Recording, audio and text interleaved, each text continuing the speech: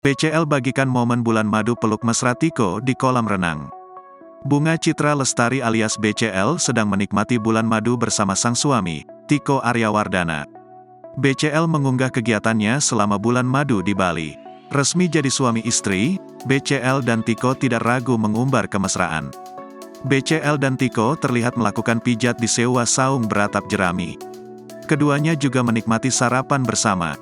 Tak sampai di situ, BCL dan Tiko juga terlihat mesra saat berenang bersama di sebuah kolam renang outdoor.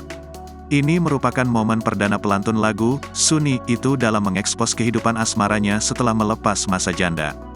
BCL dan Tiko mengikat janji suci pada tanggal 2 Desember tahun 2023 di Bali. Pernikahan itu berlangsung meriah dihadiri sahabat dan keluarga. Bahkan keluarga mendiang Ashraf Sinclair ikut hadir di hari bahagia BCL itu.